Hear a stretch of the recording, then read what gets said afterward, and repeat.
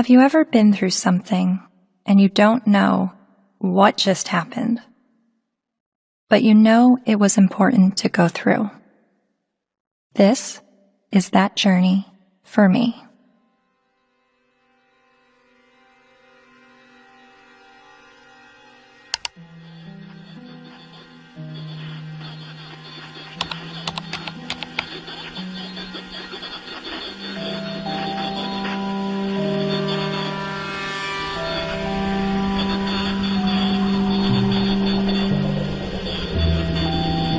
Misogynist rantings would be at home in the far-reaching internet subculture widely described as the men's rights movement, a toxic distillation of the worst aspects of American sexism.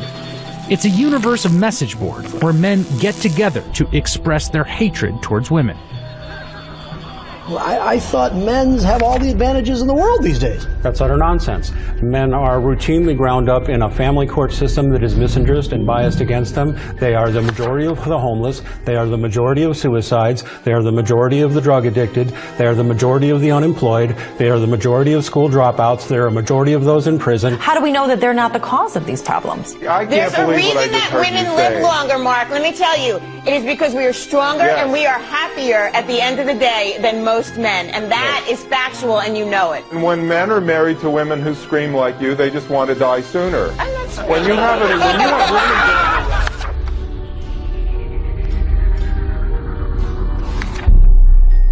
A voice for men, an online hub for men's rights activists, and they were founded by a man named Paul Elam. It's a website called A Voice for Men that's run by a man named Paul Elam, which is male spelled backwards, but it is his real name, apparently. It's a gathering of women haters. The Southern Poverty Law Center has classified that group and men's rights groups as hate groups. He wrote a piece declaring the month of October to be Bash a Violent Bitch Month. I mean, literally to grab them by the hair and smack their face against the wall, he wrote.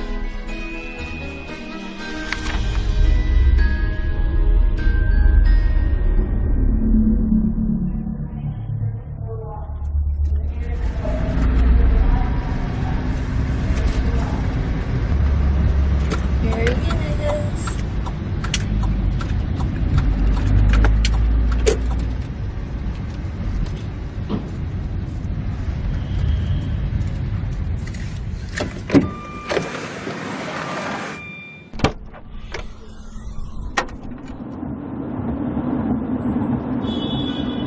You may be wondering why I'm sitting in a car with notorious men's rights activist Paul Elam. That's a valid question, and to answer it, I need to start at the beginning of how I became a feminist.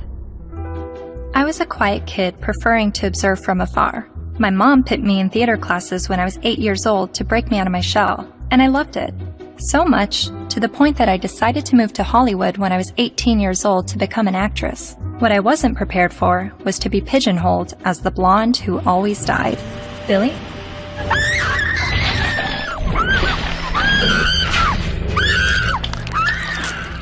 Granted, I had a good scream.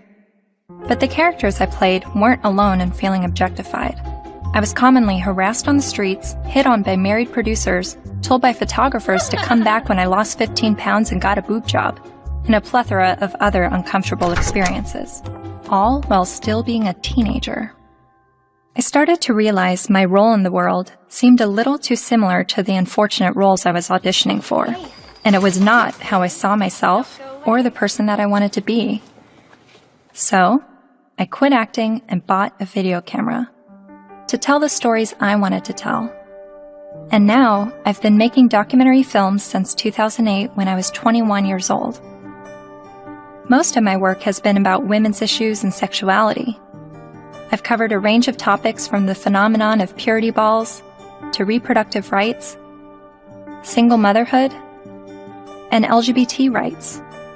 After releasing my film in 2012 about marriage equality, I was at a loss of what topic to explore next. And that's when two horrific stories broke the news. 2-star high school football players in Steubenville, Ohio, have been found guilty of raping a West Virginia teenager. The video shows the former Steubenville student callously joking about the incident. That's like rape. It is rape. Bro, they raped her. You know you do it? Bro. They raped her. This is the funniest thing. They raped her harder. Outrage across India as a 23-year-old woman, the victim of one of the most horrific rapes India has ever heard of. A 90-minute horror for a 23-year-old medicine student on this bus. Gang raped and beaten. Her friend assaulted and thrown out of the bus. Every day, every woman is facing violence on the streets. I started to research this rape culture.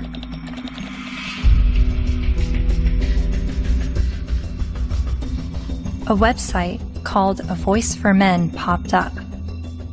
Paul Elam wrote about how women long to live out their rape fantasies, to be taken by a man she's never spoken to, let alone given consent to. As I read, I was asking myself, is this the rape apologist that I've been hearing about? The victim blamer who perpetuates rape culture? I continued to read A Voice for Men's website, often stopping around the halfway mark in every article because I could only read so many bitch, fuck, feminazi, and rape-tard words per minute. But even still, I kept reading, and thinking, and reading some more. I was trying to understand how these, what I perceived to be women haters, could have so many followers.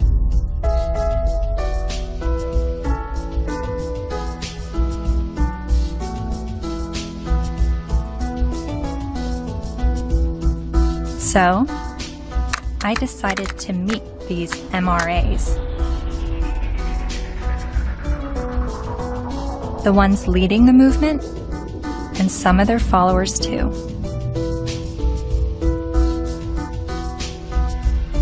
And this begins my journey down the rabbit hole.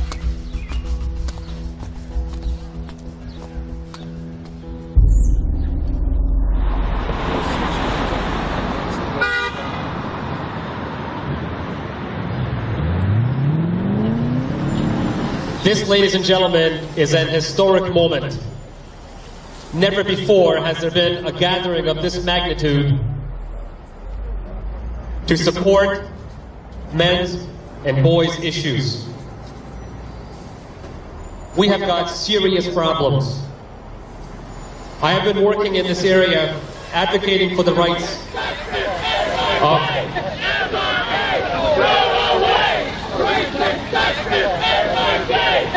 and here we go. What you'll hear is that we hate women. You'll hear that it's a backlash against women's rights. You'll hear that we're regressives that want women back in the kitchen and making sandwiches and barefoot and pregnant. You're just bitter, you're a loser, you're a whiner, you're ugly, you're undesirable, you're lazy, you're scary, you must be a racist, you must be a misogynist. When we do speak out, women often don't want to hear what we have to say. And so then we're called names, we're called whiners. And this is the way people who don't want men to talk about issues try to shut us up. We all know that you guys are a fascist, Nazi friend group of white supremacists. No other way to openly organize other than calling yourselves a men's rights group. We're somehow disempowered because we're white men. Maybe it's just because you're pathetic. We're here to fight how misogynistic assholes think they have the right to oppress women. White men are starting to feel misplaced because women are sharing space. It's disgusting, and scroll the fuck up, and don't confuse suffrage with oppression. Everyone suffers. It's universal. I am a man, and I need feminism. We're fabulous. We're here. We're queer. And it is crystal clear that the problems for men and boys are real. I would like to turn the microphone over to Paul Elam of A Voice for Men for some words.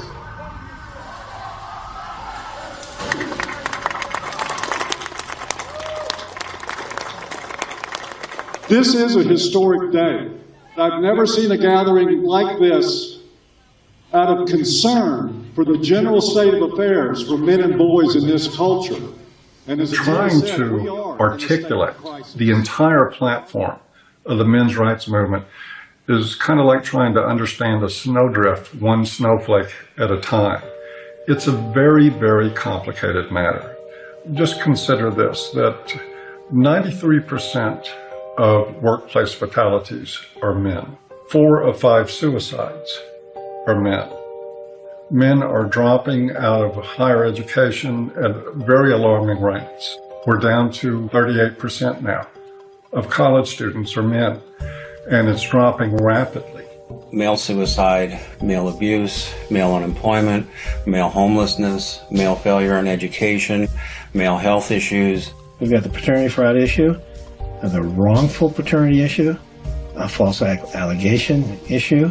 Men are sentenced to 63% more prison time for the same crime as women. They're less likely to see a doctor.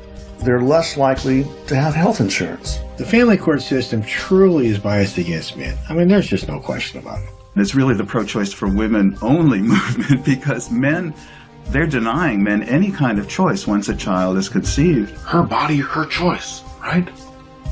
Think about men.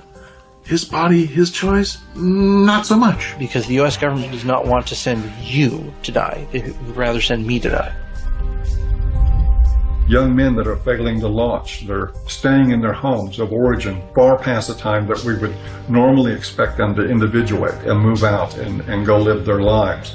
We have video game addiction, we have pornography addiction, we have the abuse of young boys with drugs like Ritalin to manage their behavior. Almost all victims of autism spectrum disorders are boys. Boys are most likely to be homeless, most likely to get cancer, most likely to die young and of every major cause, most likely to be arrested, prosecuted, imprisoned, and even executed while being completely innocent. It doesn't matter what their race is, it doesn't matter what their ethnicity is, it doesn't matter what their religious or non-religious views are, it doesn't matter if they're gay or straight. Men and boys are in crisis, and they need your help and they need your support, because they are human beings too. And you will not shame me or anybody here into silence about it anymore. But if you start to talk about those issues and address them in terms of how they affect men and boys as a group, people get hostile about it. The idea is that men have all the rights, they've always had the power. But if that's true, why can't men talk about their problems? And that's what really got me interested in this to begin with. Shortly after I began filming men's rights activists, I realized my own views were being challenged. I kept a video diary throughout filming, and I've decided to share some of those diaries with you. I really do feel like learning about the men's movement and their specific issues, the issues that they have issue with, it's hard for me to completely understand them and just automatically feel welcome in that space of talking about these issues, because at least with feminism, whenever I heard about the issues that feminists were fighting against, I always felt like I had something to draw from and experience to be on board with that. And that's always been why I've been drawn to the feminist movement, is because a lot of what they spoke about I had personal experiences with, and with the men's movement I have very little personal experiences with the issues that they talk about.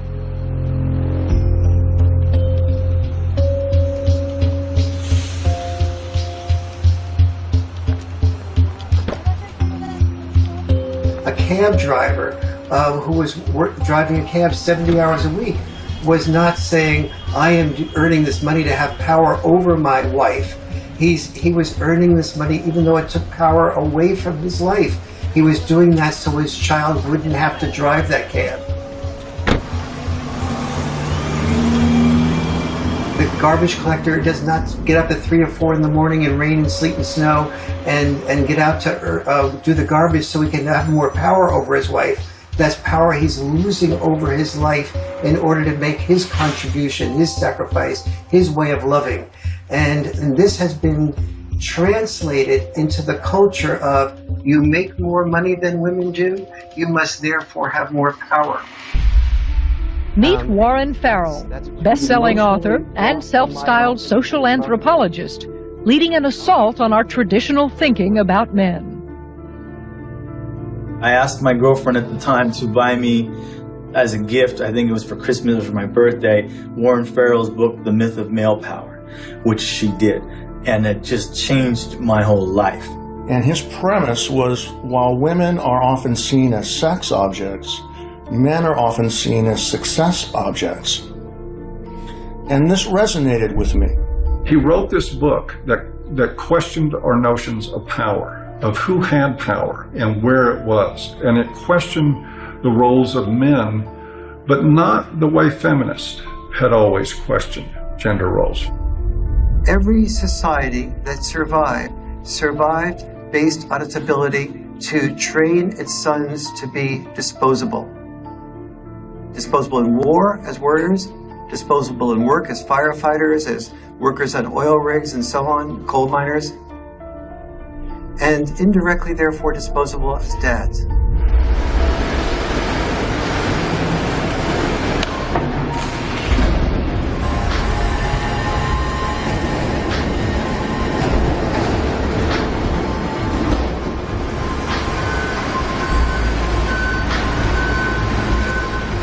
What happens in men's life when they're raised that they're worthless unless they're a provider, that they must work, even if they have to take on extremely dangerous work, they must get this done or they're useless as men? That is very, very powerful stuff. See, feminism did see accurately that we value male work more than we value female work. But there's also the issue that we value female life more than we value male life.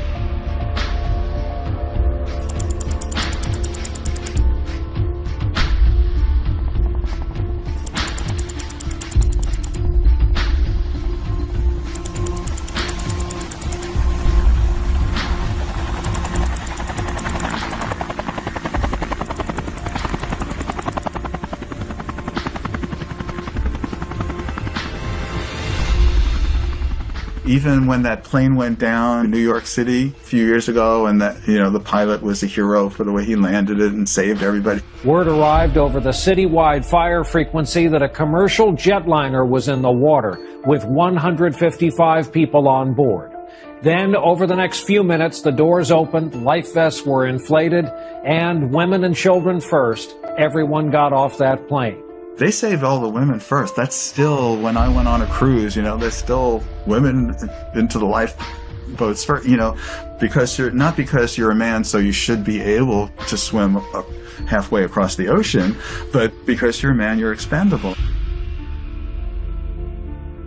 We have to look at not just the glass ceilings, but also the glass cellars.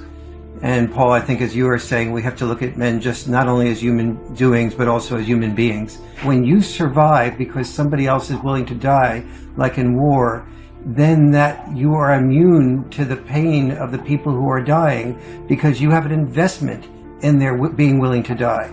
You say, I will build a statue, I will remember you in a history book. But if you look at that from another perspective, that building of the statue or remembering you in a history book is a bribe to be willing to die so that I can live. But both sexes, in the area where they are rejected, tend to turn what rejects them into an object. So the area where men... I'm watching this lecture that Warren Farrell's giving in the 90s. I see some women in the crowd, and a lot of them have their hands folded, and there is a little bit of uncomfortableness by being a woman in a crowd of people while the speaker's talking about how men are oppressed and women have it so great. It kind of puts you on the defensive as a woman. And understanding that I feel that way makes me wonder, are men having their arms crossed, listening to a feminist speaker talk about how men have all the power and women are oppressed? Are men feeling like, what are you talking about? I don't have power and we have it pretty shitty on this side of the grass too?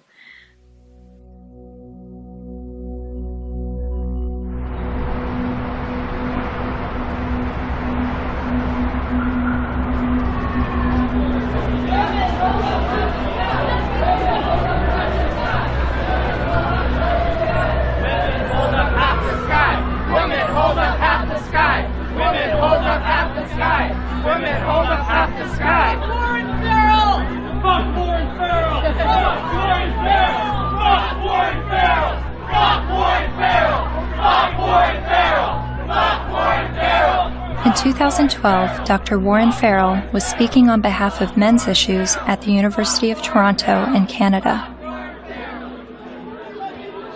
A feminist group protested the event. Be fucking ashamed of yourself. You're fucking scum. You are fucking scum. Fucking rape apologist, incest supporting, woman hating, fucking scum. Is there someone else I can wait? Fucking scum. Yeah, just another. I just want to listen to someone else's opinion. I'm not even on a side here. I just listen to as many people as I can. You know what though? Why would you pay money to fucking support a fucking rape apologist if you weren't fucking one? I never heard him say anything that was. Well, it's fucking scum. Who do you serve? Who do you protect? Who do you serve? Who do you protect? You're fucking scum. Fuck you. Raise inside of me. All fuck you. I'm being real fucking scum.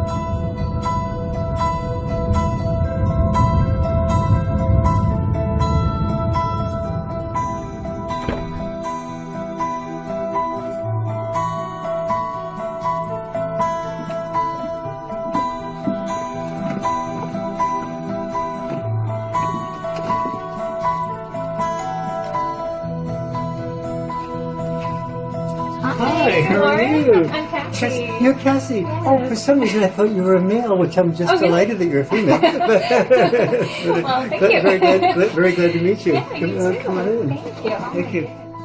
But Farrell wasn't always so attentive to men.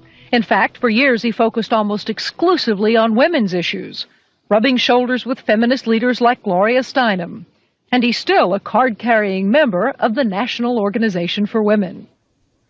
I believe that women cannot hear what men do not say. And he's got a lot to say to both men and women in his provocative new book, The Myth of Male Power. I was making a very significant amount of money speaking around the world on behalf of women's issues alone. I went through a period of forming men's groups. And then when I listened to them, I thought, well, gee, this will be really helpful to present to audiences so that they can understand not only women's side, but men's side too, because I was really totally in the feminist camp. And immediately I saw my standing ovations drop. I started hearing that there was people saying, don't invite him there, to speak with us. And pretty soon I had, very few college and university speaking engagements. How did you originally get involved with feminism? Where did that all begin? I was doing my doctorate in political science at NYU in the late 60s, and the women's movement surfaced.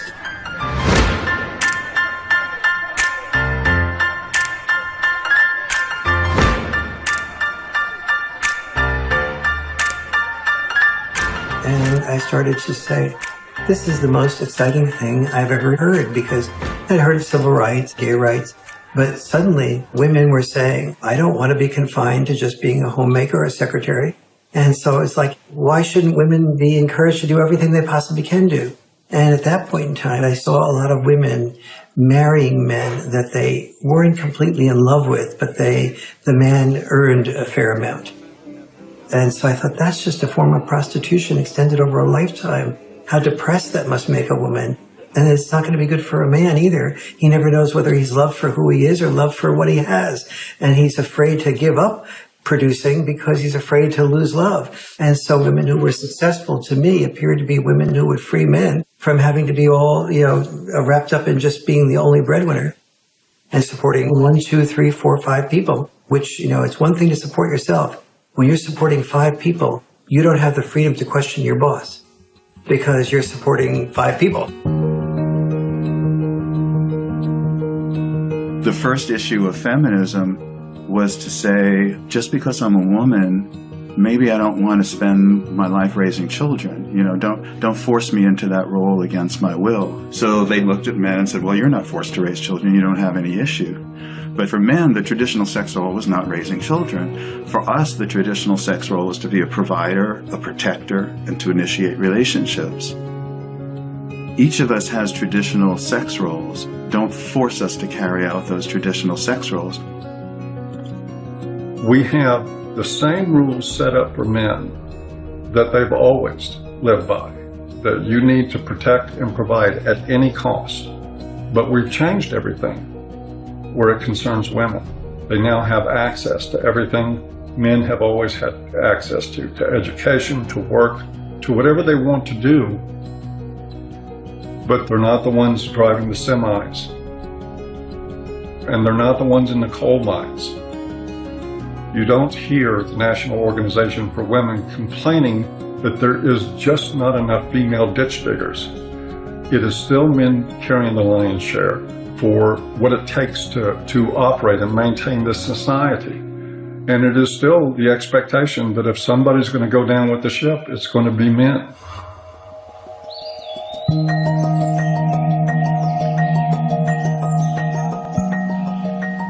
Flexibility in roles is where we should be all headed.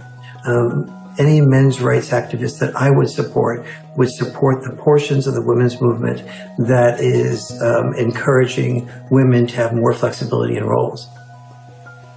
So where do the men's movement and feminism disagree? Well, only on the fundamental belief that the women's movement says men are the oppressors, that we are involved in a patriarchal world in which men invented the rules to benefit men at the expense of women. But don't we live in a patriarchy? When most of the world's nations still have never had a female leader.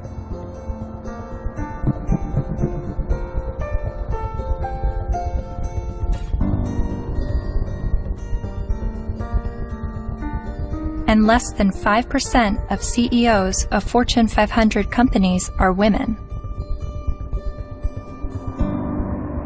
You have to look at this in a larger perspective. Patriarchy is the result of gender roles and not the vice versa. Traditionally, women's power and responsibility has been in the reproductive sphere, while men's power and responsibility was in the productive sphere. You have to reproduce to continue the species, and you have to produce to feed people so that they can reproduce. So, it's like they work together.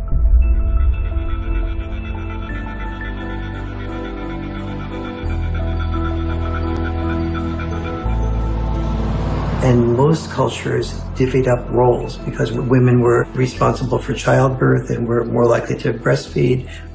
They're not more likely to. They did the breastfeeding. They tended to be involved in the role of raising children. Men tended to be involved in the role of raising money or making a killing of the animals or making a killing on Wall Street. But those were our obligations. So that's why industry was male-dominated and government was male-dominated, because that was our job. And so what we call patriarchy is men giving into the expected roles that they're supposed to give into, and many of those roles are very harmful. Working exceptionally long hours, difficult hours, dangerous jobs, getting killed on the job. Even politics, a lot of people describe as masochism.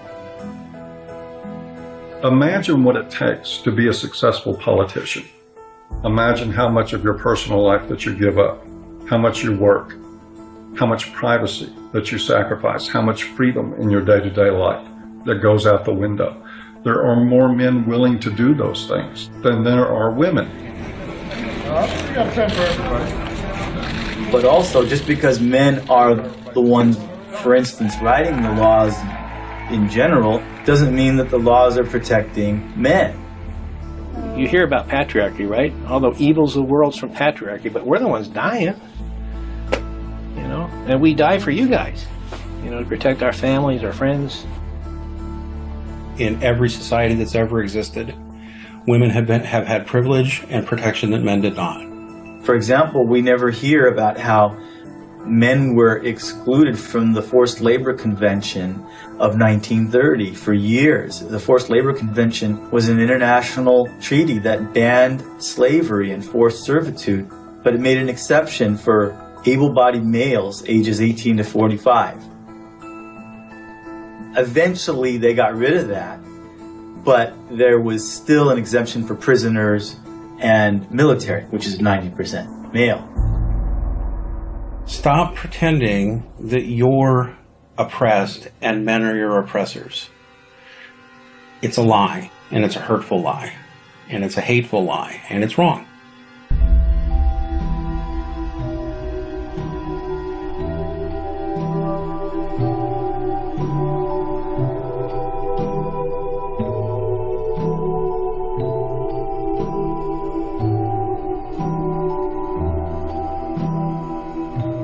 You talk a lot about the red pill in A Voice for Men. What is the red pill? Oh, it's sort of a cultural slogan. It comes from the movie The Matrix, where the character Neo is given the choice between a red pill and a blue pill. You take the red pill, you stay in Wonderland, and I show you how deep the rabbit hole goes. And if he swallows the red pill, the scales will be peeled back from his eyes. He will see everything that he hasn't been able to see. And if he takes the blue pill, he'll just go back to sleep and live in his sort of unaware, semi-comatose state forever and probably be a lot happier. It's a pretty apt analogy. So what is the blue pill in this world? Well, the blue pill is the paradigm that most people live by, that men have all the power, that they've always had all the power, that domestic violence is a problem that's committed by men against women only, that sexual assaults are only committed by men against women, that women don't make the same money for the same work as men. Teach men not to rape. Only men can stop rape. Men commit domestic violence. We need to stop violence against women instead of just stopping violence. That is feminist training. The MRAs say that we live in a blue pill world where women are victims, men are perpetrators, and it's all a lie. And that we're brainwashed to believe this, and that it's not true, and that men are slaves in this world, and women are... I don't think women are necessarily the puppet masters, but I think they're saying that women have the easy way out, and men are, they're given medals and statues and written in the history books to justify them dying and being slaves to work or being used to progress societies.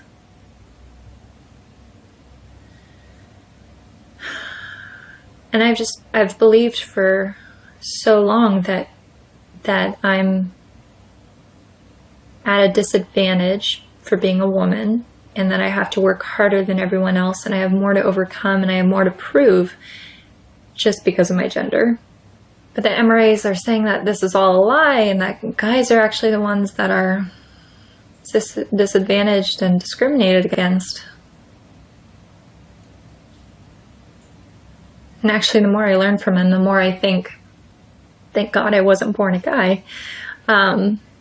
Because I don't think that the expectations on men is good or healthy. I mean, they have so much pressure to succeed and to be strong and to stand up and protect others and to put their lives on the line. I don't think I would want that responsibility. But, 50 years ago, no, I wouldn't have wanted to be a woman. But now, I mean, maybe just it's right now that the tides are changing and women are have the better deal. Well, no, I don't know.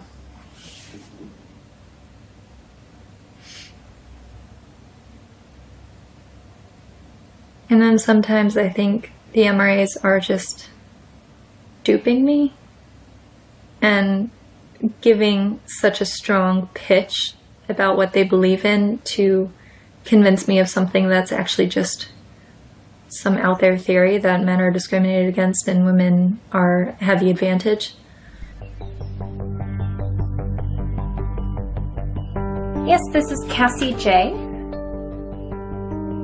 It's regarding a documentary about the men's rights movement, and we're looking for feminist voices now to speak in the documentary.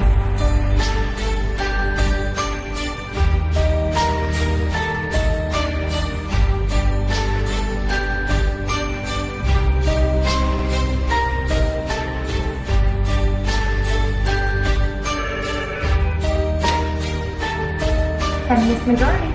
Yeah, hold on just one second.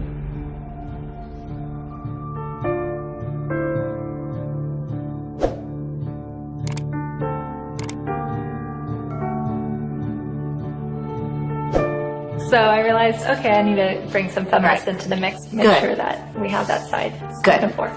I was researching rape culture, and so that's how I stumbled across a website called voiceformen.com. So some of the people that we've already interviewed on the MRA side is Paul Elam with A Voice for Men. Yeah. Are you familiar with him? Oh, I'm familiar with him. I've never met him. Yeah. Obviously, they spent a significant amount of time and energy denouncing me, so I figured I might as well have a look at what they say. Yeah, really, the men's rights movement is part of the backlash. The backlash? To feminism. The men's rights movement really got going as women began to make gains, and some men have felt threatened by the opportunities that have been opened up to women.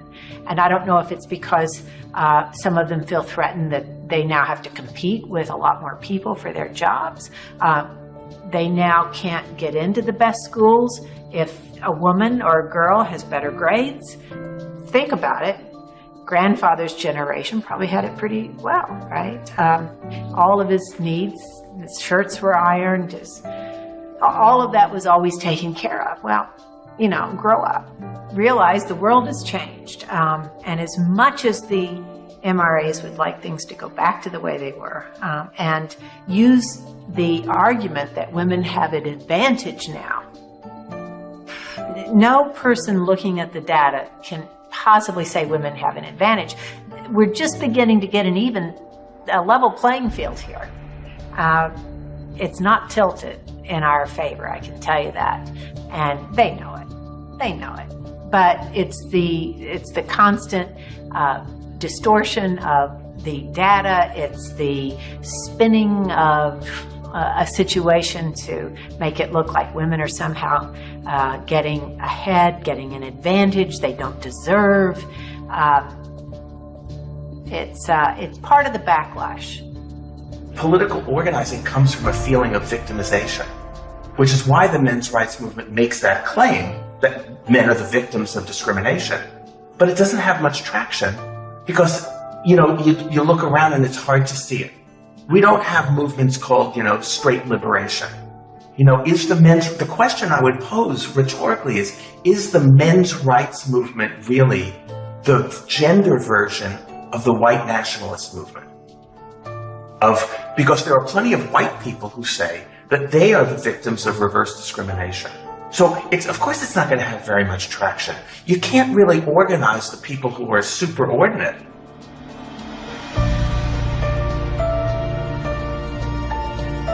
So do you think that men are being discriminated against in any way? Not under the law. Men are not disadvantaged under our laws. Or in the business world, as a class, men are not underrepresented on corporate boards or at the top of the Fortune 1000 companies. In the corporate world, in the business world, in a lot of parts of academia, in the military, in the sports world, still pretty much a male-dominated world, and where a lot of the privileges and power and status accrue to men. Men are advantaged over women, no question. No one can debate that. Not with a serious, not in any seriousness.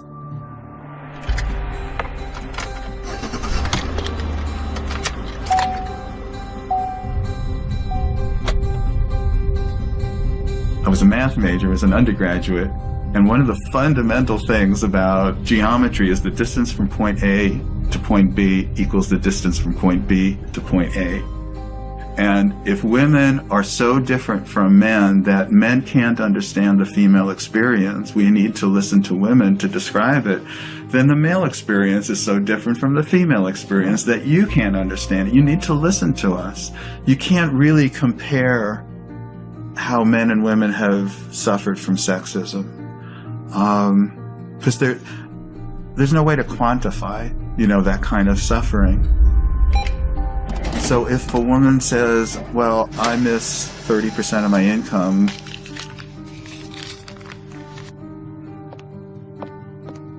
more than you miss 6 years of life, there's no way to quantify that. Or I've lost a job opportunity because I'm a woman. There's no way to say, well, I've suffered more than you because you've lost a kid because you're a man. We can't, but it is serious.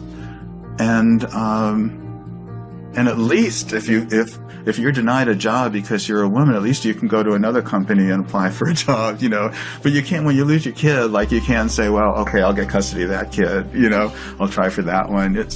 It's a terrible thing that happens. There was a case, the Serpico case. You might be too young to know the movie Serpico with Al Pacino. It was about a New York City undercover cop. He gets shot at the end of the movie and retires from the police force. And he was a real man, Frank Serpico. A woman after the movie, after this was made, decided she wanted to become a single mother and tricked him into fathering a child. And the court accepted that because she told her friends she was going to trick him, and they testified, and the court said, yes, you were tricked into it, and still awarded her over 90% of his police pension. So everything that he goes through in this movie to including getting shot to earn his pension, she won by sleeping with him one night. My son's mom wanted to have children with me, and I had always refused, saying, you have this anger problem, you need to get counseling, I'm not going to consider having children with you until that's dealt with, because she would lose her temper almost every day and just use any weapon she could, and like a child's the perfect weapon. So I was really definite about that. But she also used to proofread my articles for me. And I wrote an article for Playboy about Serpico. And when she read that, she told her friend she's going to trick me into fathering the child. She doesn't need my permission. And so that's how my son was conceived. Then she said, if you want to see your son, you have to stay in a relationship with me. But if you break up with me, I know all the things that a woman can do to a man. She's read all my articles. She saw my talk shows. She said, I know all the things a woman can do to a man, and I'll do them to you. So that's what I had to deal with. Like everything that I had been raising awareness about for the previous 17 years, then she combined into one thing for me to live through. It's really ironic.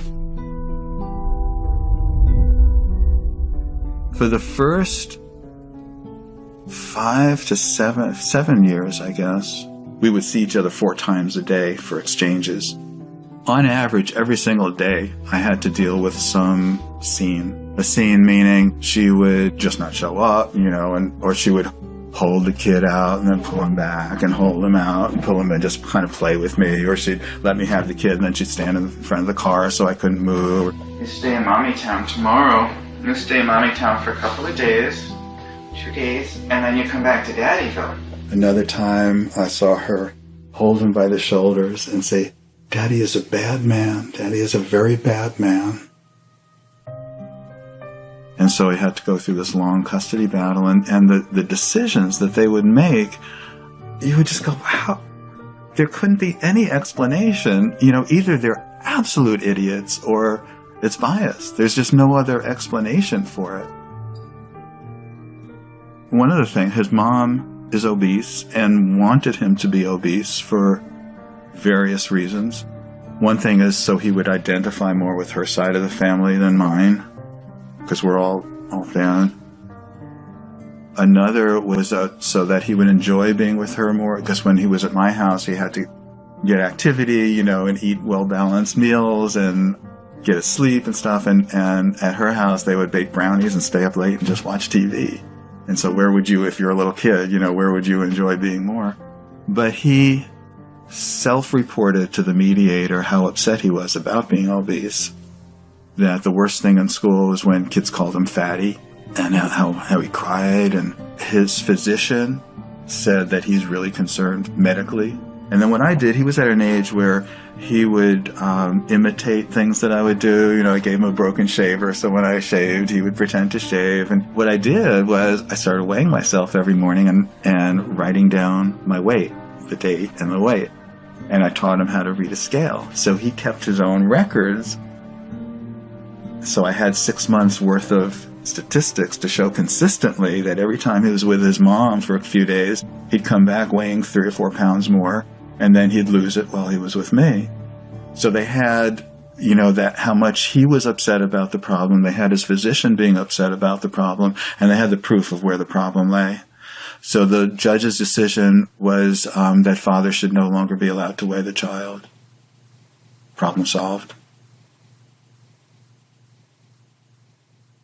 After 14 years, my body gave out.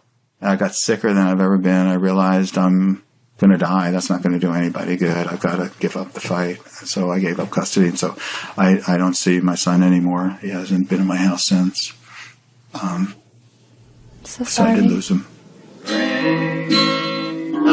Just like a dream. You're like a guiding light shining in the night. Fred claims that during his 14-year custody battle, he spent the equivalent of 5 years of his gross income on legal fees, mediators, and child support payments. I was really in his life a lot longer than most fathers would have been. It's something most fathers can't afford. You are so beautiful to me.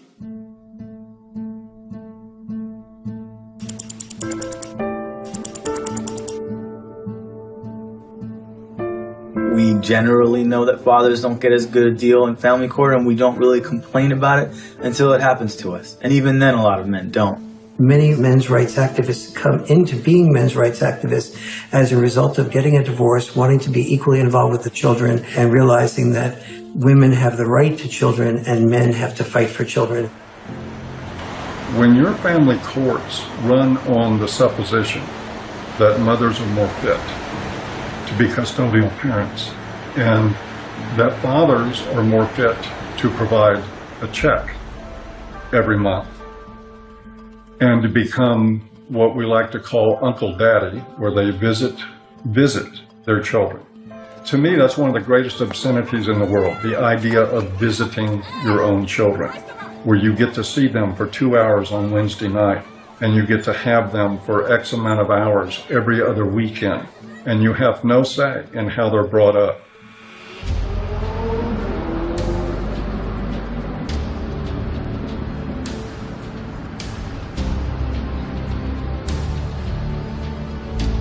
You know, I can't tell you how many men have been in this office, in that chair, in tears because they can't see their kids.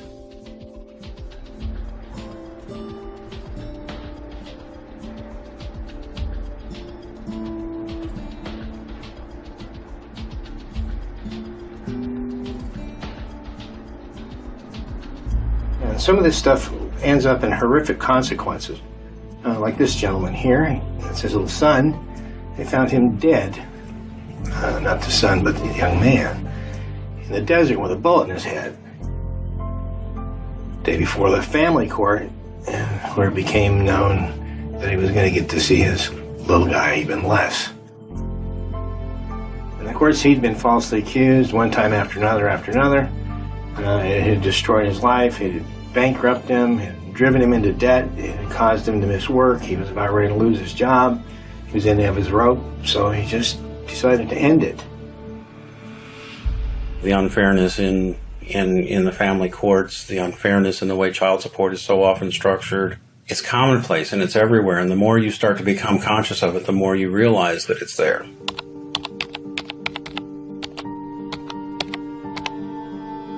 I started to research some fathers' rights issues and came across some harrowing stories.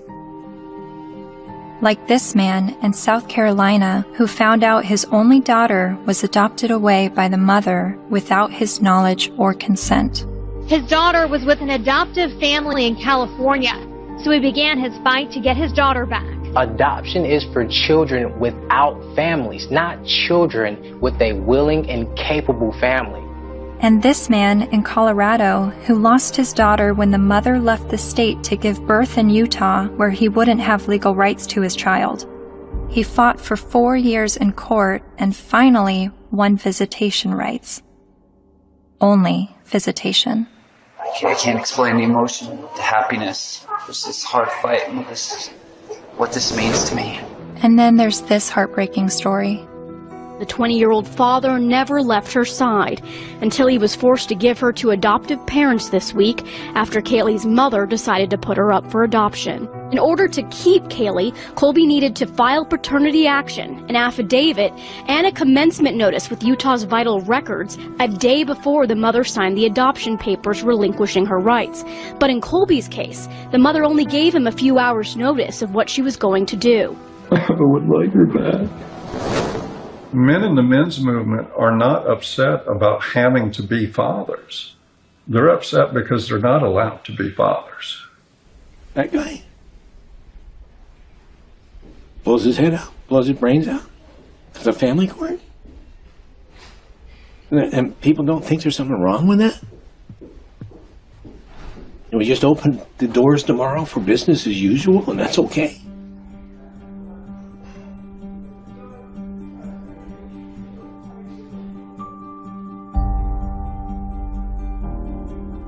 I've always thought of feminism as being the fight for gender equality. And yet, I've never heard about fathers' rights and the injustices going on in family court. Why is this? I decided to ask gender studies professor Michael Mesner. Well, I'll just say I don't think it's...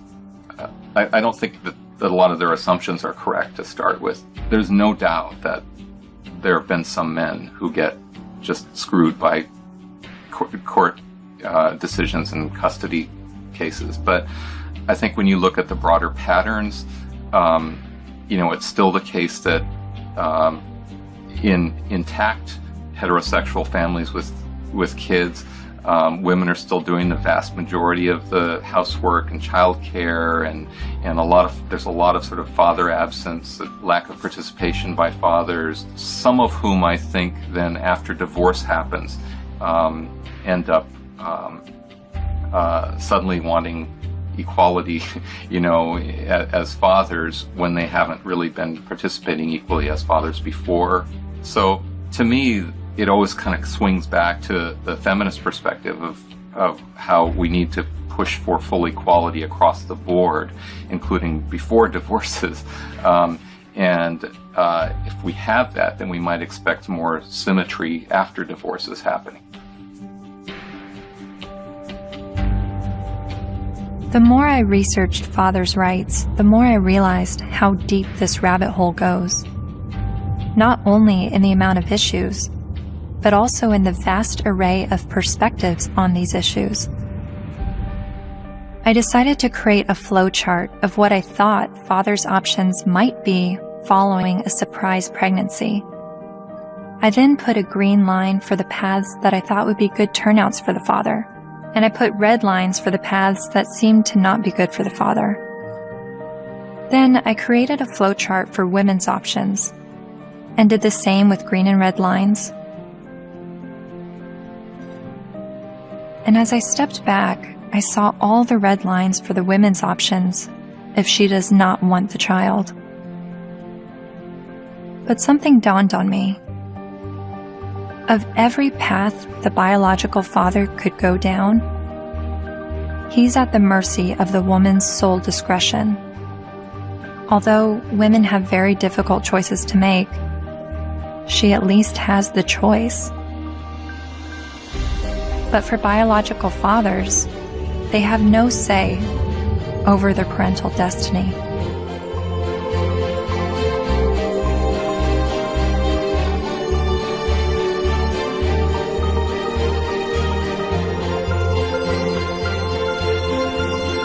This is my friend Dara. She's 8 months pregnant with her first child, and she's a lifelong feminist. It seems from MRIs, from what I've read, that women seem to have more reproductive rights than men do. I don't know what to say, like, we carry children, they're never going to carry children. It's just a different thing. So I guess, as much as possible, take the steps to prevent yourself being in that situation. It's just, I don't know what to say. There's no, there's nothing like a woman, women have been blamed for, and still are, for, unwanted pregnancies, choosing to have an abortion, not choosing to have an abortion, choosing to put their child up for adoption, when, the burden lies on a single mother. If the man leaves, there's really, societally, she's lambasted. So there's a lot of things that women deal with in that regard that men don't actually deal with. So I can have compassion for their situation, but I don't know that it's going to change in the way they want it to, because it's biology, So if you're going to be having sex that could result in pregnancy, and you haven't had this conversation with the woman that you're having sex with, you better have it. You better have it fast. That's when the man has the ability to make decisions, either not to engage in sex or to use condoms and to use other forms of contraception. So that's where his role comes in. Once he's impregnated her, she's the one now faced with continuing a pregnancy, faced with the health risks that accompany pregnancy. So his rights have to be exercised early.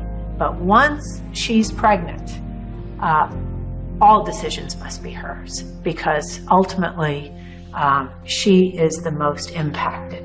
There's just no question. And she ultimately has the responsibility for that child.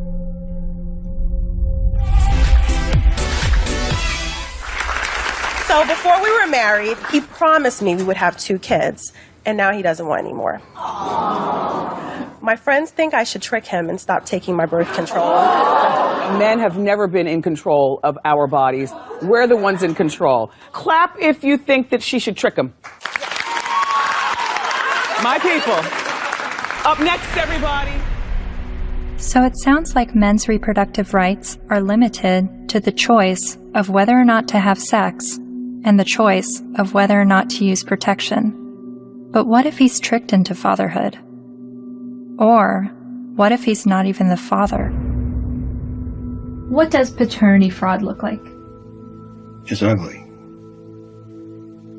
It's extraordinarily ugly. And we have to distinguish between paternity fraud and wrongful paternity. What's the difference? Wrongful paternity can be innocent.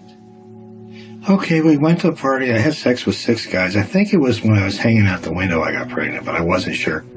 But, if anybody knows that guy's name, would you please have him call me? And then she names one of the other guys, and he didn't have sex with her. It wasn't malicious. It wasn't intentional. She wasn't trying to harm anybody. She was just trying to figure out who it was. Wrongful paternity. More often, and less facetiously, okay, I'm married, I had an affair. Obviously here, there's all sorts of problems because there are more victims than the person who's named as dear old dad, who may be the wrong one. There's everybody involved in the family, like a situation in Texas where the family had 5 little towhead kids, all guys, all little blondos. And all of a sudden one day one of the little blondo kids gets in trouble, has to go to the hospital. They can't get a hold of mom, they get a hold of dad. Dad rushes to the hospital, needs to give blood. Whoops. Can't do it. Wrong blood. What? All the kids look alike. Turns out it was the guy down the street. You've heard of this case? No, it's a real case. So what happens to this family? Can you fathom what happens to this family? How do you think the kids feel when they find out dear old dad isn't dear old dad and is the guy down the street? How do you think dad feels? That these 5 little boys that he still loves dearly, when he finds out they're not his bio children, but he still can't tear away because he loves them. He's devoted himself to these. How do you think he feels? I mean, it's horrific. Horrific. That's not wrongful, that's deliberate. So that's paternity fraud. That's paternity fraud. She knew who the father was and lied about it.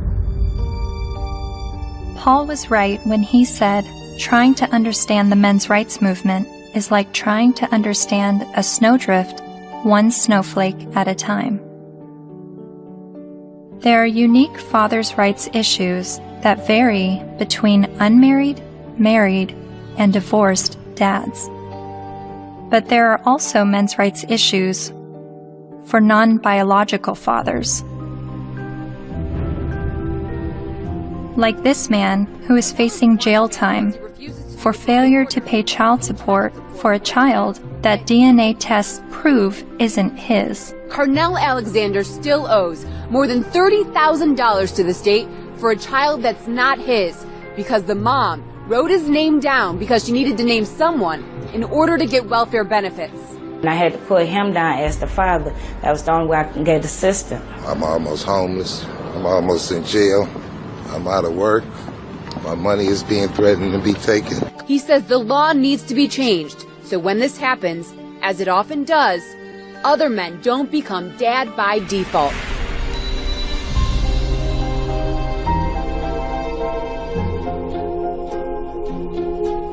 A lot of times people wonder about MRIs, why are you guys so angry?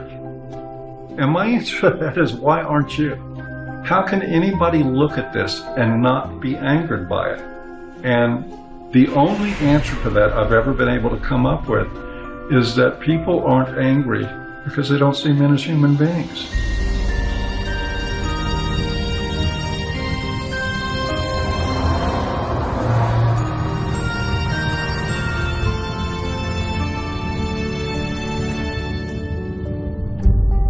I continued traveling North America, meeting MRAs from all walks of life, hearing their personal stories, their red pill moments. I met a young man who was sexually abused when he was 16 years old while living at a residential home for people with developmental disabilities. She's the only woman I've done anything ever with, partly because it just messed me up so much. She continues working there. She hit me in the face. She actually hit me throughout the house, chasing me throughout the house. When I reported my domestic assault to the police officers, I did not at all bring up the fact that I was sexually assaulted, because if he wasn't going to believe that I was a victim of domestic violence, there was no way he was going to believe that I was going to be a victim of sexual assault. I met the honey badgers, women who are men's rights advocates.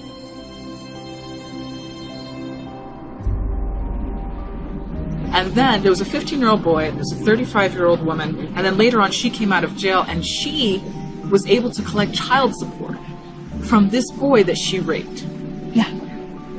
After getting out of jail. So there's lack of fairness for men in the court systems. When police officers would show up to a domestic violence case, there was often men were just taken away without asking what even happened. It's just presumed that men are the criminals. I was assaulted several times, you know, and I never got any help. I went to the police still bleeding a couple of times. And one police officer said, I'll never forget this. He said, if she starts hitting you again, you better get out of there fast, because if she just breaks a fingernail trying to hit you, we'll arrest you. I mean, I can't tell you at this point how many guys I've talked to who are like, yeah, you know, she stabbed me and they put me in jail. Not only are there endless studies that show women are just as violent as men are, when I would talk about it, invariably men would start coming out of the woodwork with stories. Stories they were afraid to tell, stories that they got laughed at for, stories that they got blamed for. It's hideous. This is not flattering to men, to talk about men's vulnerabilities. No. To talk about the ways that they are not strong and that they are, well, weak. And to be honest about it, it's not flattering. A solution for both genders is that we need to be able to recognize how men are vulnerable, and we need to be able to recognize how women are actors. Because we have a huge blind spot, especially when women do bad things.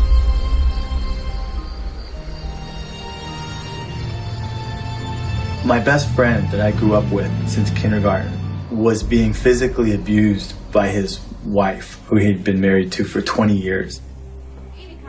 She'll break glass and throw it at him, punch him. I've seen it just happen spontaneously, and it was frequent. And he's bigger than her, but he didn't want to hit her. And he didn't want the children, they had 3 minor children, he didn't want them seeing this at all. So he would usually just go outside, because there would be glass breaking or things being smashed or yelling, and he knew that the neighbors might think it's him. So he would go outside so the neighbors can see what's happening. Eventually I said, look, you need professional help, and so does she, and maybe the kids do too. So I called a bunch of domestic violence shelters. I just looked around online and I called, but every place that I called said, we don't help men. We don't help male men at all.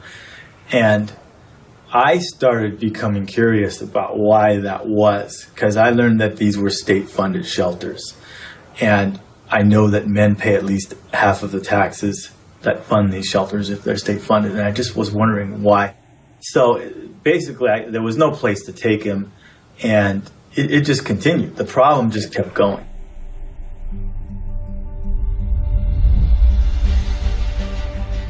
In the United States, there are over 2,000 domestic violence shelters.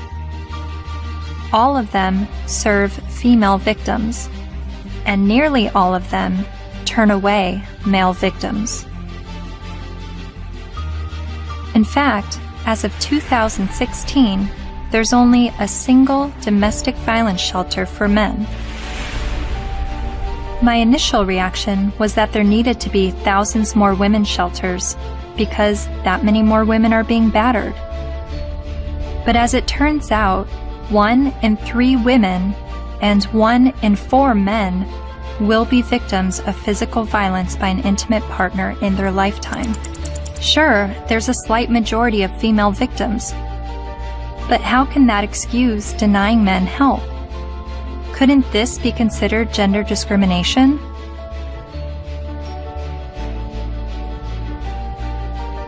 Think of it this way. Roughly 78% of all suicides are men. If suicide prevention services only served men, wouldn't we see the gender discrimination immediately? If there are over 2,000 women's shelters that turn away men, and only 1 shelter for men, obviously the resources don't match the need. How are you involved in the men's rights movement? Well, from the very beginning, when I first opened the Refuge, which was in 1971 in Chiswick in London, almost as soon as I took the women in, I got a house for men. A Voice for Men's editor-at-large, Aaron Pizzey, founded the first ever women's shelter in 1971. and she is widely revered in the men's rights community. Because you see, what I knew from the beginning, most domestic violence is consensual. Both are involved. Sometimes one's the perpetrator, the other plays the victim, then it crosses over. It's not as though it's just all men or all women. It's both, and occasionally innocent victims, very innocent. Battered children grow up to batter, that's what I learnt, whether it be a man or a woman. And I now know that if a woman comes in with a history of violence in her own childhood, the chances are she will be probably violent to her children, and she will want to live on this knife edge of crisis and danger. I haven't been allowed to speak, that's the difficulty. Why is that? Because I'm completely barred from all conferences. I'm not allowed to walk up the step of my own refuge. I bought the bloody building. But no, because there's feminists, the woman who runs it is a very heavy feminist. She won't have anything to do with me. What did you say that made them hate you? That women could be equally as violent as men. That was from the beginning.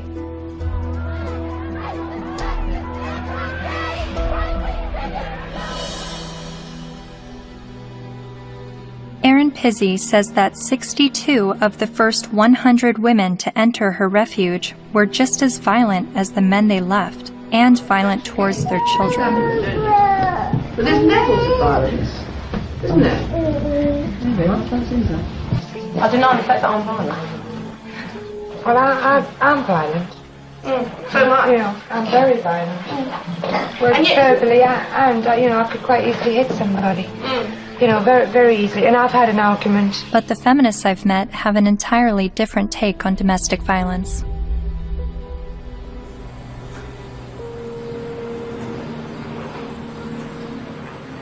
On the whole issue of domestic violence, that's just another word, really. It's a cleanup word about wife beating, because that's really what it is, or dating violence. And it's not girls that are beating up on boys. It's boys that are beating up on girls and using violence to intimidate and to control.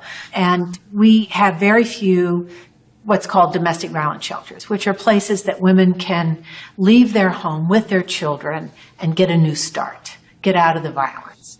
But there are not nearly enough of them. We need more funding and more resources, because it is a tremendous disadvantage for women and girls.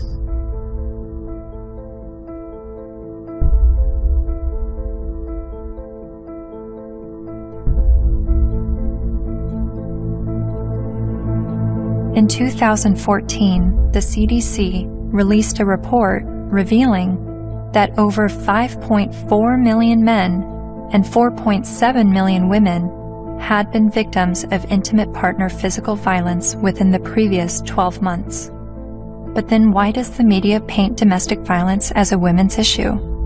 The World Health Organization says 1 in 3 women are abused by their partner. 1 in 3 American women experiences domestic violence or stalking at some point in her life.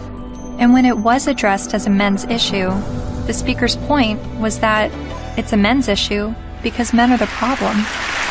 I'm going to share with you a paradigm-shifting perspective on the issues of gender violence. I don't see these as women's issues that some good men help out with. In fact, I'm going to argue that these are men's issues. Why is domestic violence still a big problem in the United States and all over the world? What's going on? Why do so many men abuse physically, emotionally, and verbally and other ways the women and girls and the men and boys that they claim to love? What's going on with men? Let's grant every single empirical case as being true. Yes, it is true. Let's just say, it is not true, but let's just assume that there is gender symmetry in domestic violence. That women hit men as much as men hit women. If I were to say that, I would say, and therefore we need boatloads more funding for domestic violence to develop shelters and adequate interventions, because there's this hidden epidemic of men who are being beaten up by women. Or I could say, as the men's rights movement do, therefore we shouldn't have these shelters and we shouldn't fund them because the women are all lying. Well, it seems to me that if you really believe in gender symmetry, it's not that you want to, you're not questioning the number of women. You're just saying the number of men is high. You would want to join with women who are anti-violence to say, we have a real problem here. You know, it's not even a gender problem. It's a problem of women hitting men and men hitting women. We've got to get boatloads more funding. Let's work together. That seems the logical response to this.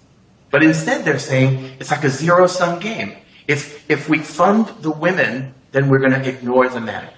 Well, we're not going to ignore the women because we all agree that the levels are as high as we say. But it does sound like a zero-sum game when only women are receiving services in domestic violence situations.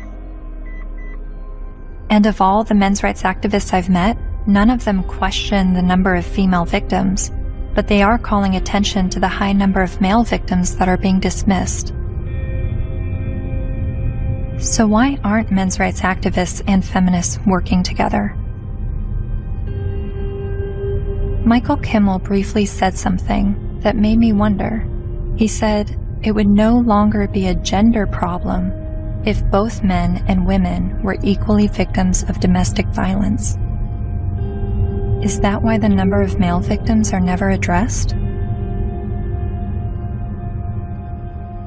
To me, it's been fraud for all these years.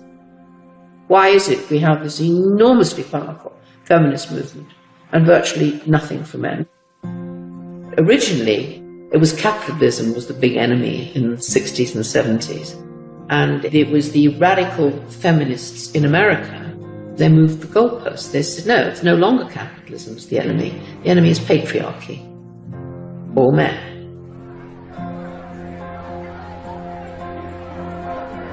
And that's how the women's movement began. And it was enormously successful.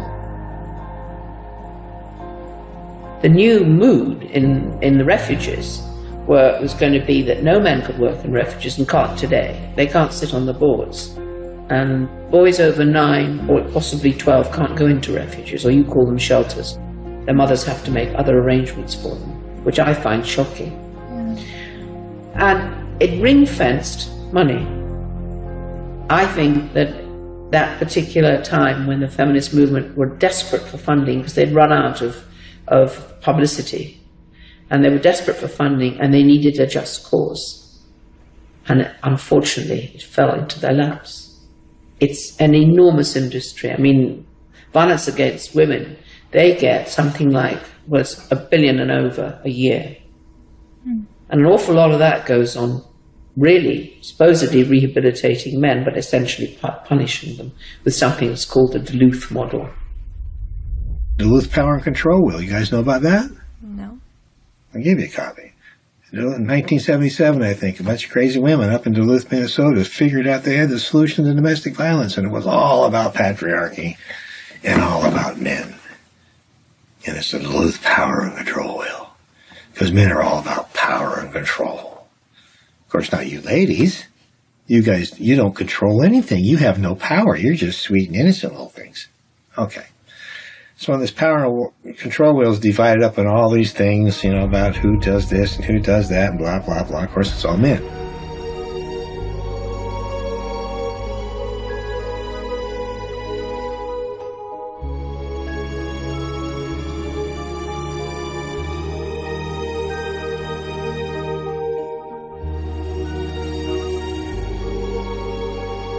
The entire domestic violence industry was founded on that. I think it's still 37 or 32 states in the United States that by law they have to use the Duluth model for battery intervention programs, and it's all shame, blame, and guilt driven. If you're a man and you walk in, you must admit you did it up front or you're in denial. There's no debate, there's no discussion, there's no possibility that you could be falsely accused. The criminal justice system could have made a mistake. None whatsoever. You are in a state of denial, and you will complete that course or you're going to go to jail. You will be re-engineered. That's frightening. Frightening? Yes, that's frightening. I think it's terrifying. Absolutely terrifying. All I had to do, I had a simple choice. I could just say, yes, you're right. Men are the enemy. No problem. But I couldn't. I absolutely couldn't.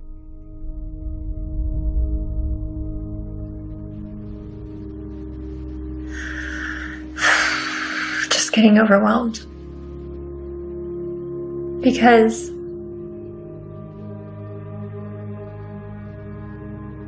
don't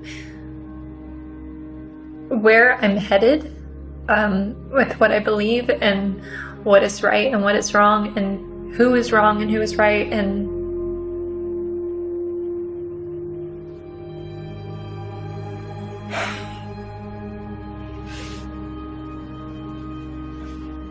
the truth is somewhere in the middle, and that's why I'm feeling frustrated, because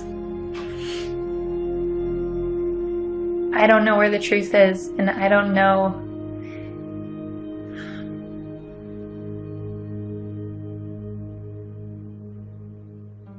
When I decided to make a film on the men's rights movement, I never anticipated questioning my feminist views. But the more MRAs I met, the more I felt compelled to remind myself why I was a feminist.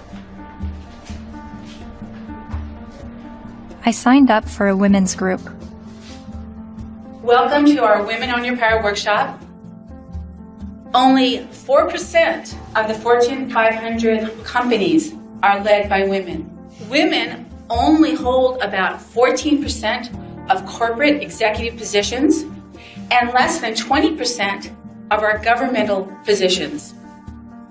I made video diaries complaining about how I had to change what I wore to walk alone at night, how much time it took me to get ready for work, all the housekeeping that was on my shoulders.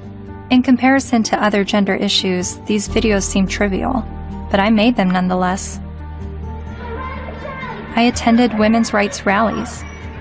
No to violence. That's what we are here for, to say no more to violence in any forms, especially against women and girls. I repeated women's issues in my head like a broken record. Female genital mutilation, sex trafficking, reproductive rights, maternity leave. And social media helped remind me of women's issues. We have fought for everybody else's equal rights. It's our time to have wage equality once and for all, and equal rights for women in the United States of America. We are struggling for a uniting word, but the good news is that we have a uniting movement. It is called He for She.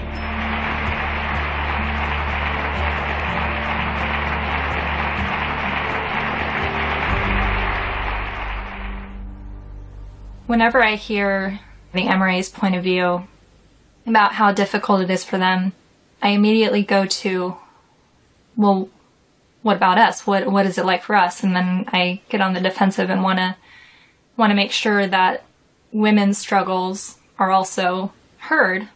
And I don't know if that's necessary, because the MRAs are saying that the feminist perspective is the mainstream perspective. But even when I hear their issues, I still want to speak up for the women, because I feel like, I don't know why I feel like talking about one gender's issues now neglects the other. And I guess that's what MRAs have been dealing with, is always hearing about women's issues and feeling like their issues are neglected. But whenever I hear them talk about men's issues, I feel like I need to stand up for women and say, this is what we're dealing with, an equal opposite.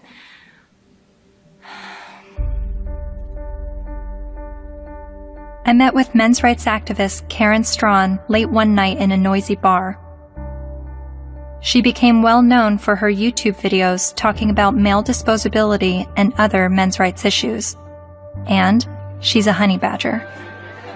Part of what I do and what I research and what I think about is the reason psychologically why feminism seems to be such a comfortable, warm blanket emotionally for so many people, men and women alike. And it's so comfortable that it will make them not see things that are right in front of their face. Look at Boko Haram. Hundreds of young girls, fast asleep in their beds, are awakened by the sound of gunfire.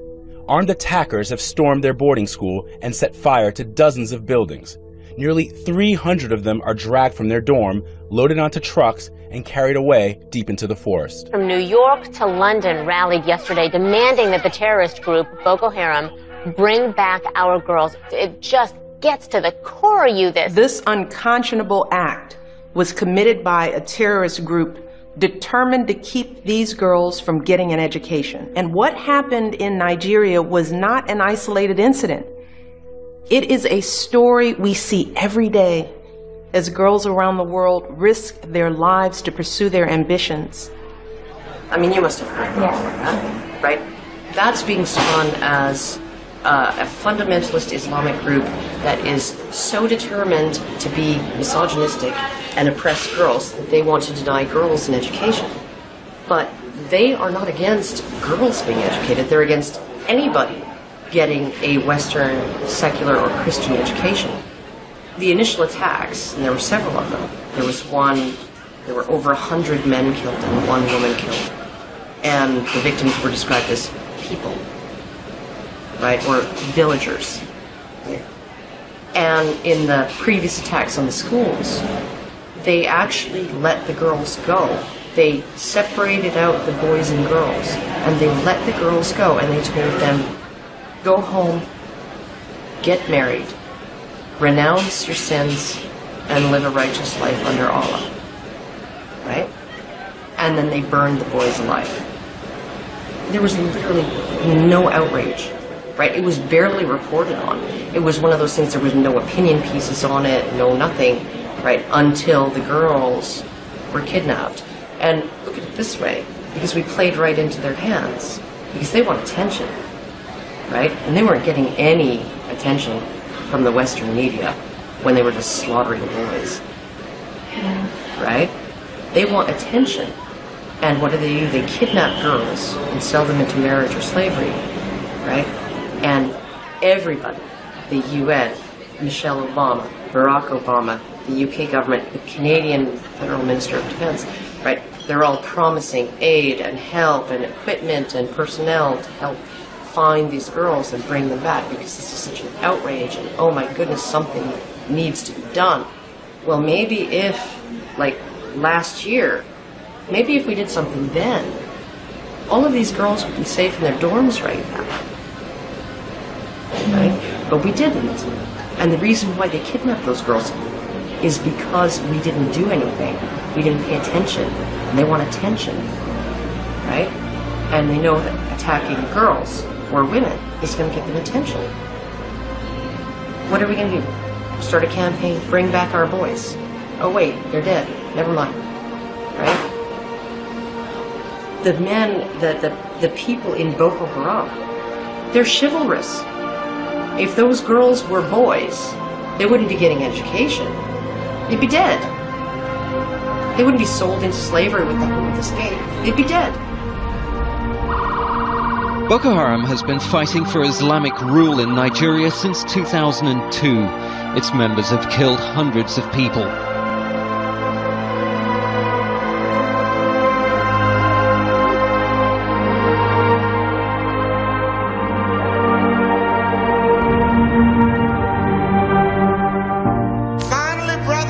At least 69 dead, although some reports put the number at about 150 and scores more injured.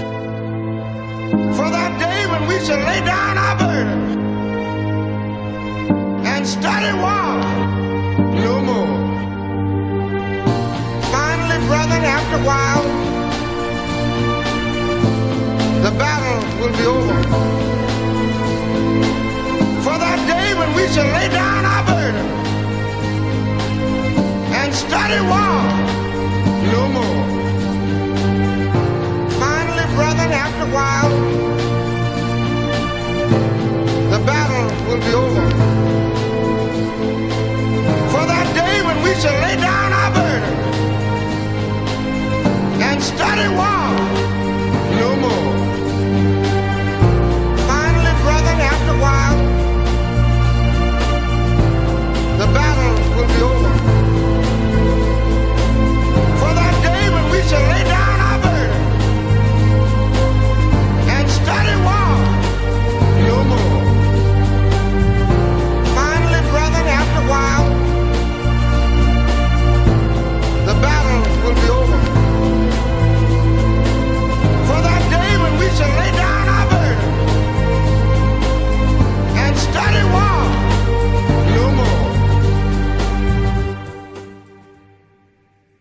one of the most important things the men's movement is doing is being able to say, men need compassion, and men deserve compassion. And to have that happen, I'm not expecting it in my lifetime. It's an ocean of pain out there. This stuff we're talking about has been going on for so long. And nobody listens. Nobody cares. It's one thing when you look at what happens to women and you feel normal, healthy outrage about it, and that should happen.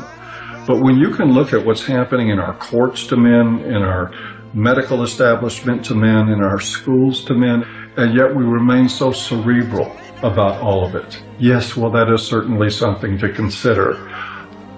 If it were happening to any other group, we would be having protests from coast to coast, and the fact is that it is happening to men every day right in front of our eyes, and people will get angry at you if you try to talk about it. That's how deep the prejudice runs. But there have been protests, not with the intention of shining light on men's issues, but rather with the goal of silencing any discussion of men's issues. Like at Ottawa University, when Professor Janice Villamango attempted to give a lecture that questioned the feminist narrative.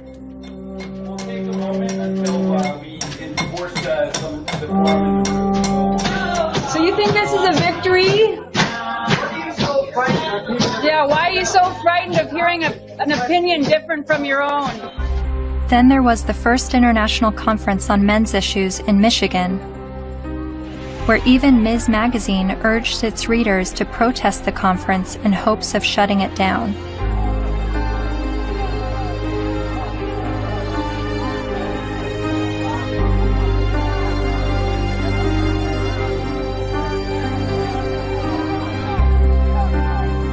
But perhaps the most well-known protest of a pro-men's rights event happened in April 2013 at the University of Toronto, when the Canadian Association for Equality hosted a discussion titled From Misogyny and Misandry to Intersexual Dialogue. About in my 20s, when I went to Columbia to study art history, and that was in 68, and that was the height of the epidemic. And so suddenly I was confronted with the direct possibility of being drafted for that. And I discussed that with a member of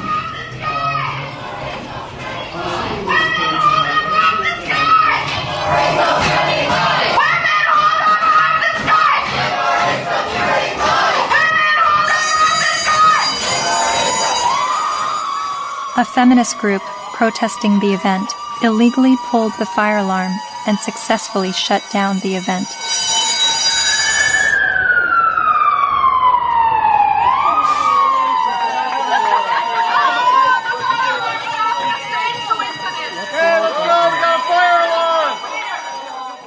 Once outside the lecture hall, feminist protesters and men's rights activists got to speak face to face. So, number one, shut the fuck up for a second. Feminists do not want you to lose custody of your children. The assumption that women are naturally better caregivers is part of patriarchy. Feminists do not like commercials in which bumbling dads mess up the laundry and competent wives have to bustle in and fix it. The assumption that women... This is a list of the things that we're working towards. Now, if you would shut the fuck up for the 50th billionth time, we agree on, actually. These are things that we're agreeing on. And these are things that you've actually all got skewed fucking views on. You think that feminists are trying to take away your fucking rights, but as a matter of fact, what we're trying to do is we're actually trying to work on the same things that you're working on, but accept the fact that you're just too busy hating women. You can't fucking see that we're trying to work on those same situations. Are you conflating feminism, which is an ideology, with women, which is a demographic of societies? Okay, Mr. Derailing for Dummies. Okay. You're still a hate An group. ideology. Yes. I also hate a lot of other isms. So you admit though, racism, sexism. Bullshit. Bullshit. You hate sexism, but you're an MRA. Okay, no, point taken. We win. Obviously have Sorry. read our literature. Okay. You don't actually work on anything. We are actually. You're not creating any change in the fucking world. Your fucking website, the hate website against feminists. You're not actually creating any change. Feminists do not want you to have to make alimony payments. Alimony is set up to combat the fact that women have been historically expected to prioritize domestic duties over professional goals, thus minimizing their earning potential if their traditional marriages end. The assumption. I'm reading, fuckface. I'm trying to I'm letting everybody else hear it, okay? It's not just for you, Mr. Entitled. The assumption that wives should. Why do you think the men's rights movement is at odds with feminism? What has created that clash and that war between each other? Well, one, feminism has spent the last 50 years demonizing men, which is sort of one of the problems. Feminist scholars have characterized men as inherently violent, inherently bad, inherently predatory, inherently oppressive. They have postulated that masculinity is a disease. Feminists aren't the only problem. The problems didn't start with feminism. So when I start criticizing feminism, I want you to know you're just part of the problem. They're just part of the problem. You calling men oppressors and women oppressed demonizes men, and I believe diminishes women at the same time. It's a way of telling men to shut up. It's a way of telling men that their experiences don't matter. You tell a man he's privileged, therefore anything he's gone through or anything he has to say doesn't matter. His lived experiences don't matter because he's privileged. So, how old were you when you started calling yourself a feminist? Or how many years ago? It was probably about 3 years ago, I guess you can say. I'm relatively new. Yeah, but I'm pretty loud, so silence only helps the oppressor, not the oppressed. A lot of MRAs say that feminism doesn't fight for the rights of men. What would you say to that? Cry me a river. Really, because feminism is a movement about the discrepancies when it comes to women's equality, because we're still not there yet. So don't even start with that whole, but you don't think about the men's issue. Well, then you know what? Start your own goddamn movement, which they have, but maybe make it a little more about legitimate issues like custody and alimony and things that you think are unequal, which all stem from patriarchy, not from, oh my god, feminists are trying to take away our kids. No, dipshit.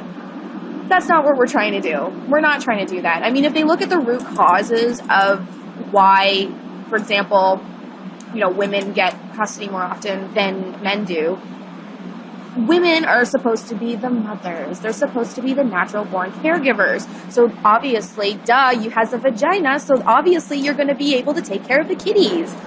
That's really what it is. It all stems from sexism against women. It's just the oppression dialectic needs to go. It's so hard to convince people to look at men's rights activism and support it without first allowing them to at least escape the stranglehold that feminism has on their minds. I do believe it is dogma. It's zealotry. There are good people in the feminist movement. There are not good people in the radical feminist movement.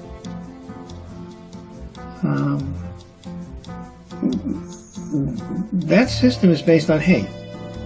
And hate is, in my opinion, hate's the most destructive force in the world. They're so quick to call us man-haters or misandrists. Misandry for men? No. They're so quick to say that when all we're doing is talking about, patriarchal societies and structures that we want to dismantle.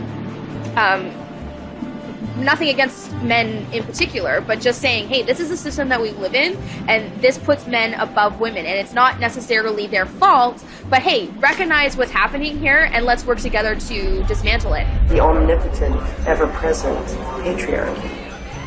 The invisible force that directs all of our lives, right? and causes all oppression and all suffering, right? Our devil. And the beautiful, wonderful force for justice, feminism, the way. It's the way. It sounds like religion. It sounds like religion. And oh my goodness, for a movement that's only about equality and isn't blaming of men. They name the force for evil after men and the force for justice after women. And this being a movement is very, very, very concerned about the implications of language. So concerned that if you call a firefighter a fireman, it will discourage little girls from aspiring to be firefighters. And sometimes discourage grown women from aspiring to be firefighters, right? By calling them firemen. But we can call the force for all oppression, we can call that essentially men, patriarchy, right? And we can call the force for good and justice women. And that kind of language, that has no implications. We're not blaming men. We just named everything bad after them. They're really angry, and they're angry at women, they're angry at feminist women, but yes, men have gotten a crappy deal. But it's not the fault of women or gay people. When feminism says that they have no part in any of this, I think they're not being honest about it. I don't blame feminism for all of it, but I think they've had a role in it. They've written laws that discriminate against men. They fought to protect those laws, particularly in domestic violence areas. And for many, many years, second wave feminism would go through the statutes and change everything that was gender specific to something gender neutral, unless it was something that benefited women, like the domestic violence laws. They didn't change those. Other types of areas like fathers in prison, there's statutes that specifically give mothers certain benefits that fathers in prison don't have.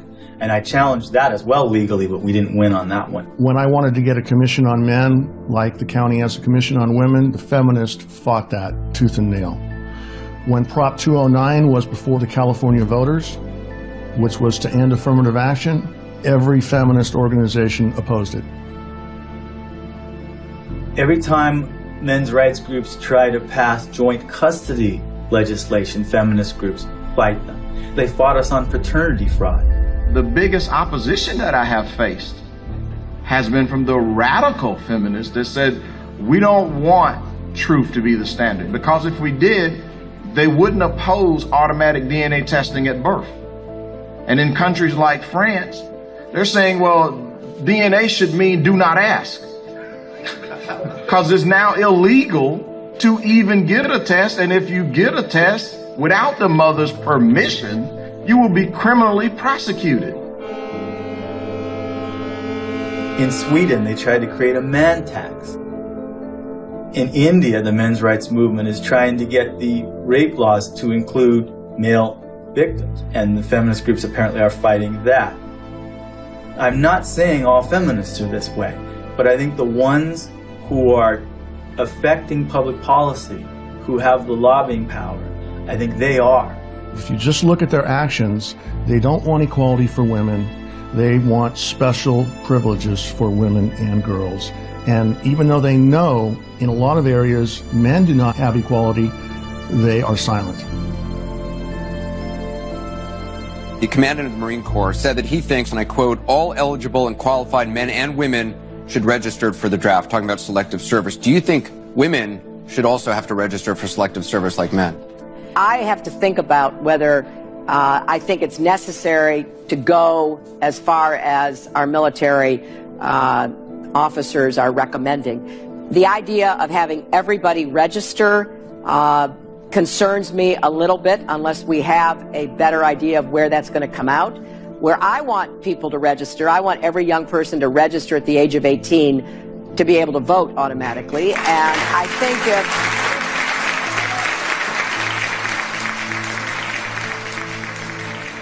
What's the motivation? People don't ask, what's the motivation? Do we need a men's rights movement? No, we need common sense. But if there's going to be this women's movement, and this is the movement that's going to do all these things, then maybe we need a counterbalance. They call the men's men's rights movement or a men's movement. And I hate to see either one of them. I think it's a shame. I think it's destructive.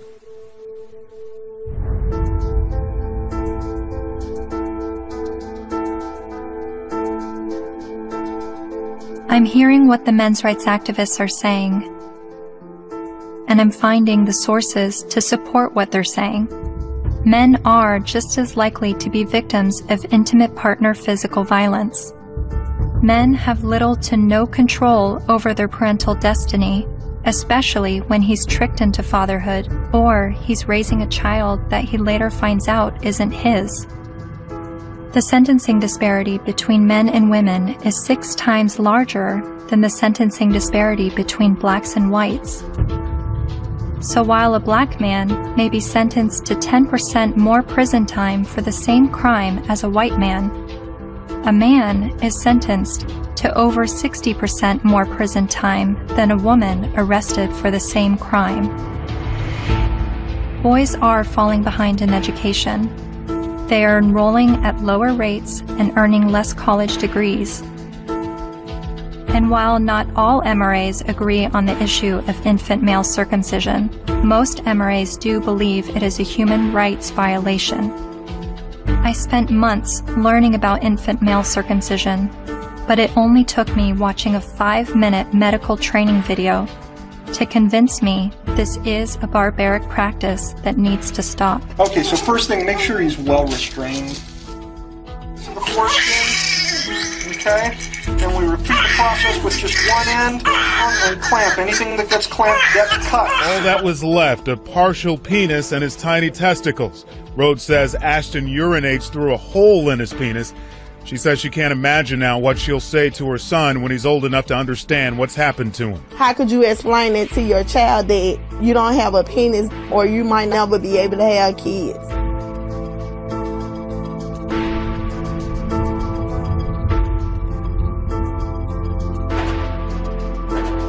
Yes, men are the majority of workplace deaths and injuries, war deaths, suicides. They have a shorter life expectancy. Warren Farrell makes the argument that prostate cancer and breast cancer mortality rates are similar, but funding disproportionately supports breast cancer research and awareness over prostate cancer.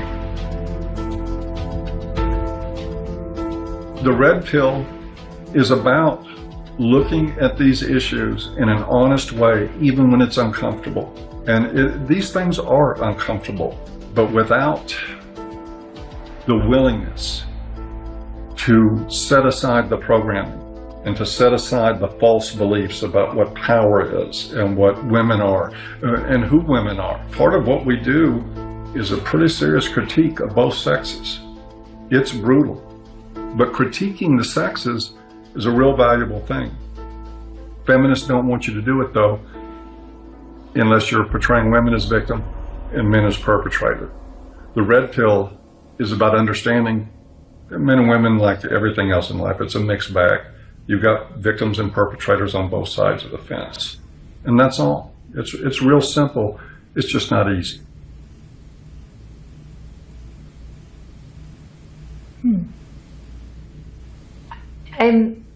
I think I agree with everything you said, but there's still some kind of unsettling doubt, and I don't know where that's coming from.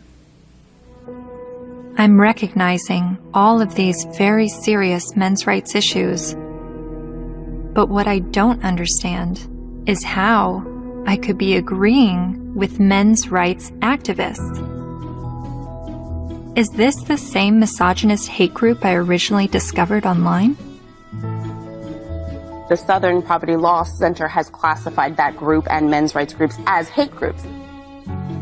I looked into what I was hearing from feminists and the mass media about the men's rights movement.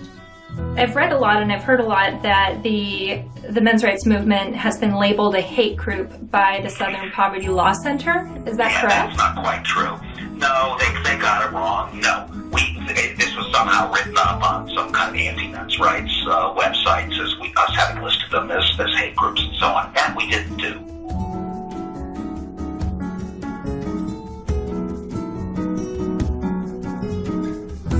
he wrote a piece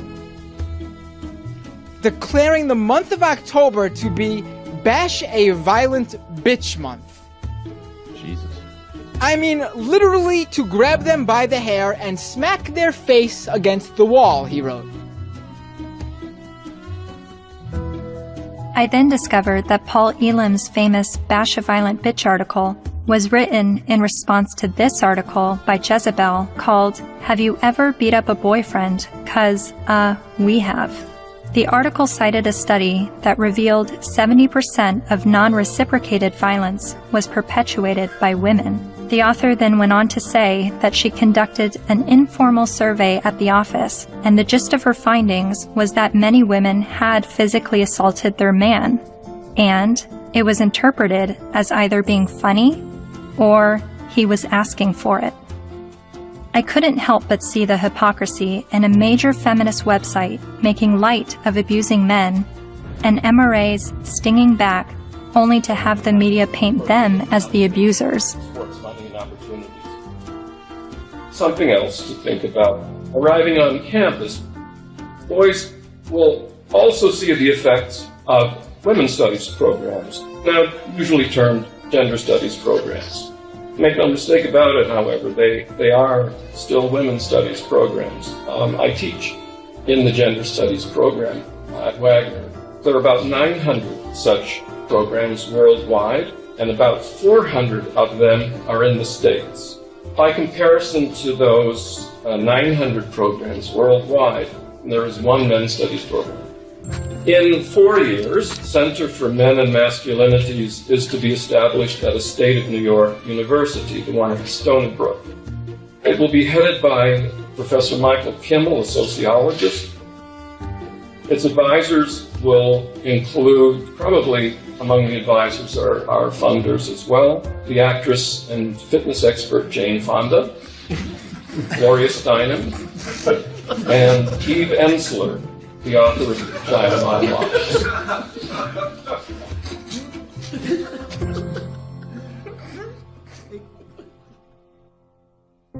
After my year of filming men's rights activists and feminists, my descent into the rabbit hole was not slowing down. My education on gender politics was really just beginning. I learned about other sectors of the online manosphere, like MGTOW, Men Going Their Own Way, and a forum on Reddit called The Red Pill, which is separate from the men's rights community and they do not see eye to eye. I'm told an easy way to remember the difference is that while MRAs want to change the system, Reddit's The Red Pill want to take advantage of the system, and MGTOW want to leave the system. There are so many perspectives on gender, and I believe they are all worthy of listening to. However, the conversation is being silenced.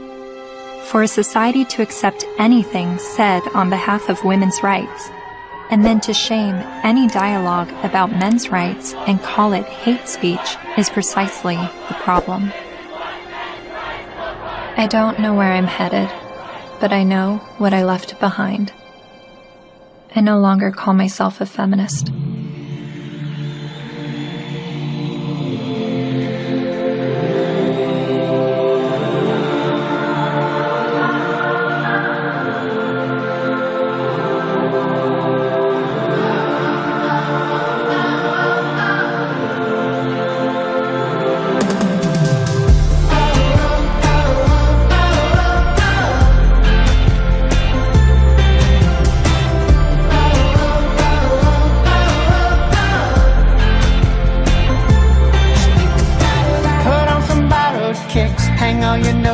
Up. It's never what it is. Wisdom is asking what. There is another side, down where the rabbit lives. My world will blow your mind. Just have a look at it. Think about it. Think about it. Think about it. Think about it.